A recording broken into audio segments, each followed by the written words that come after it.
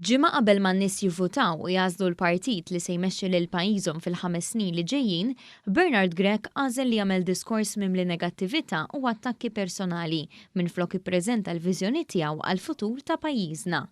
Għal dan il-Ministru Silvio Schembri f'dibattitu mad-Deputat Nazzjonalista Mario De Marco fuq l-Istazzjon Nazzjonali. Il-Ministru saħaq li n-nies ma jridux politika ta' firda. Kull miżura li nagħmlu ħabba l-elezzjoni, jekk inqasmu xi għajnuniet qed nagħmlu ħabba l-elezzjoni, tilhom għaddejjin hekk sentejn tlieta daw kull għajnuniet li nqasmu dejjem ġejja xi elezzjoni. Eventwalment ġiet l-elezzjoni, u dan l-ewwel ħaġa li għamlu qalu nniżlu banner mad-Dar Ċentrali biex qalu li ħajkrejaw 10 setturi ekonomiċi ġodda. L-ewwel settur li jsemmi l-Partit Nazzjonalista huwa dak tal-Advanced Manufacturing. Jien ngħidlek saqsi l-20,000 persuna li taħdem fil-industrija tal-manifattura. U saqsihom inti fil-fabrika li taħdem inti. Hemm magni li jagħmlu l-proċess b'mod awtomatiku, hemm magni li inti jkollok computer tagħmlu l-proċess li trid inti u il-magni taħdimulek inti għax dak huwa advanced manufacturing, taħt jgħidu li jridu jikkrejaw. Meta Malta ilhom snin ninvestu fis-settur tal-advanced manufacturing. Ma dawn jissemmew ukoll setturi bħall-intelligenza artifiċjali u l-iGaming.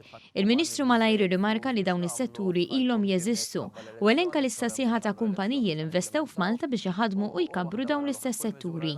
Mezza kienet jipprova jikkontradixxih il-kandidat tal-Partit Nazzjonalista spiċċa jammetti hu stess li dawn is-setturi mhumiex ġodda u hawnhekk anke l-preżentatur tal-programm irrimarka dan. Jiena kont immaġina illi dawn il-kumpaniji kollha illi diġà qegħdin hawn Malta u dawn is-setturi li qed jgħid diġà jeżistu, hawnhekk kien sejr semmihom u jgħidilna kif ħajseħħahom. Jeżistu jew le? Mela, ħanibdew billi naqraw.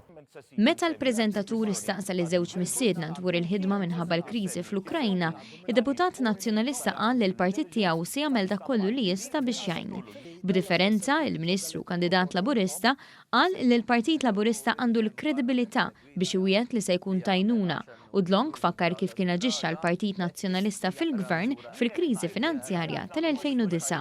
Dak iż-żmien Partit Nazzjonalista fil-Gvern meta kien affaċċat mill-problema ta' żieda fil-prezz tal-fuel b'mod internazzjonali, żied il-kontijiet tad-dawl u l-ilma ġewwa pajjiżna id-doppju ta' kemm żdiedu fil-kumplament tal-pajjiż tal-Unjoni Ewropea. Illum il-ġurnata pajjiżna huwa l-unika pajjiż mill-pajjiżi kollha tal-Unjoni Ewropea fej 1 cent li huwa 1 cent il-kontijiet tad-dawl ma żdiedux, il-prezzijiet tal-fuel naqsu, anzi mhux żdiedu u ma żidna ebda ċentesmu.